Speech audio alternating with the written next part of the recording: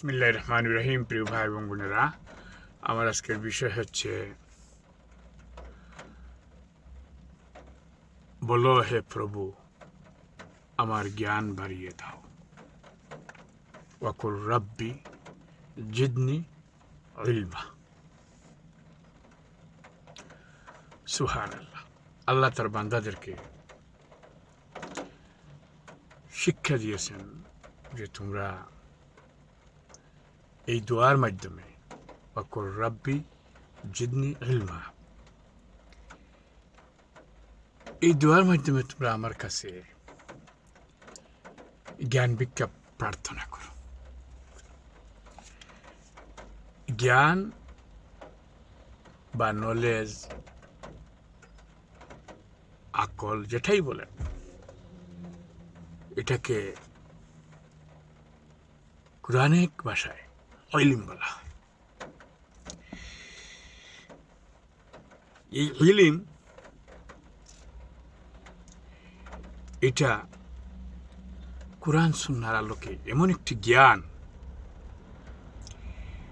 যে জ্ঞান অর্জন না করলে আমরা যে ইবাদত বন্দেগীগুলো করি এগুলো আল্লাহর কাছে কবুল হবে না। কারণ আমরা ইবাদত বন্দেগী সম্পর্কে জানতে গেলে ইলমের দরকার। হারাম হালালের বিধান জানতে গেলে, তাওহীদ রিসালাত সম্পর্কে জানতে গেলে, আখিরাত এবং ইসলাম সম্পর্কে জানতে গেলে ইলমের দরকার। এই জন্য কোরআন সুন্নাহ ভিত্তিক ইলম অর্জন করা জরুরত। আমি বলছি না আপনাদেরকে যে আপনারা একজন ফকিহ হতে হবে, আমাদেরকে ইসলামের আইন বিধান সম্পর্কে জানতে হবে, ফিকহ সম্পর্কে জানতে হবে, অগাধ মাসলা মাসাইলের জ্ঞান থাকতে হবে। এমনটা সাধারণ মানুষের জন্য জরুরত না। আমাদের জন্য যতটুকু জরুরত তা হচ্ছে, আবু হানিফা রাহমাতুল্লাহ আলাইহি বলেন যে শরীয়তের বিধানাবলী, যেমন সুন্নত সমূহ এবং শরীয়তের যে সীমা অথবা ছোটোখাটো মাসলা মাসাইল, এইসব সম্পর্কে প্রাথমিক ধারণা আমাদেরকে থাকতে হবে।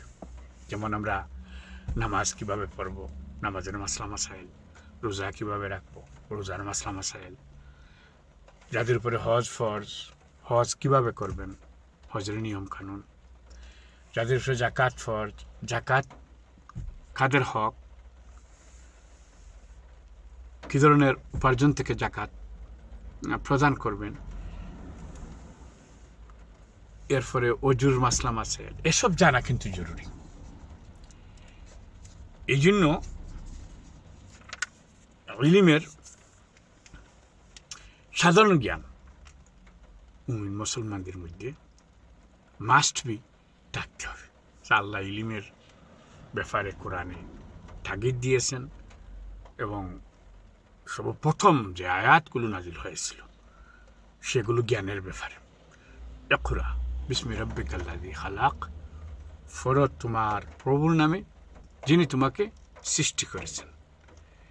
খালাকাল ইনসানা মিন আলাক, রক্তপিণ্ড থেকে মানুষদেরকে কি করা হয়েছে, সৃষ্টি করা হয়েছে। পড়ো তোমার প্রভুর নামে, তিনি অত্যন্ত দয়ালু।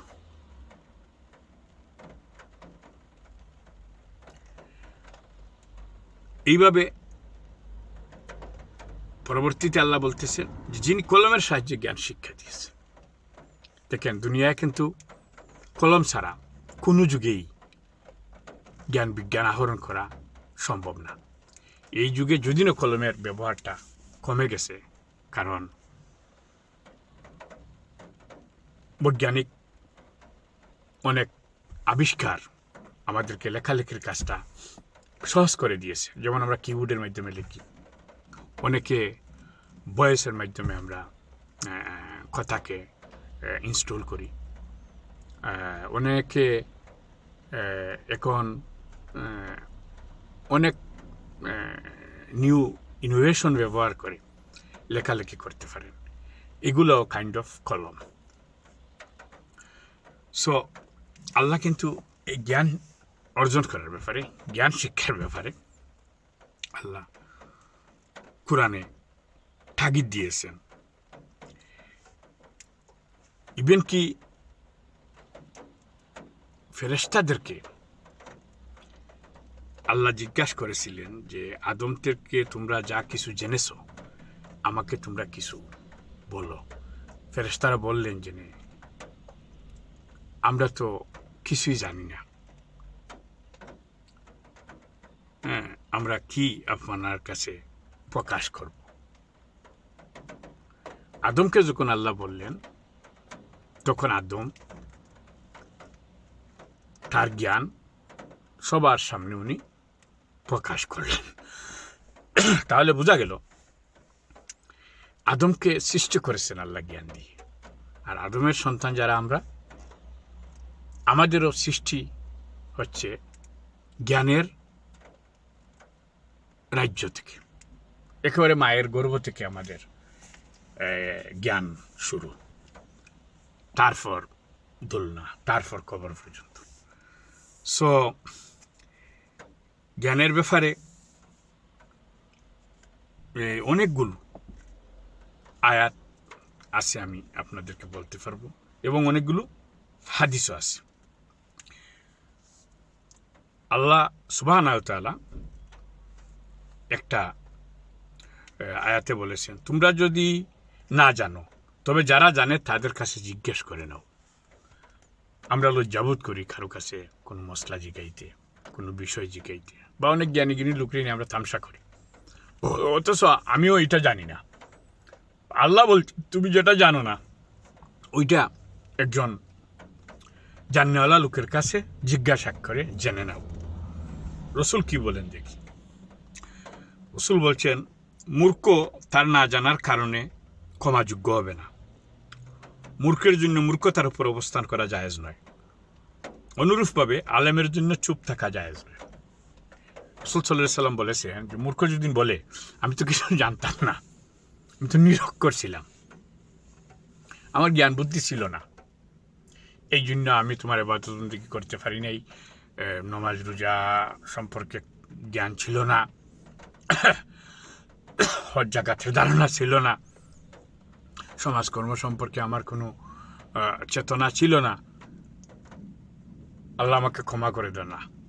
ক্ষমা পাবে না মূর্খ, তার অজুহাত দেখিয়ে ক্ষমা পাবে না।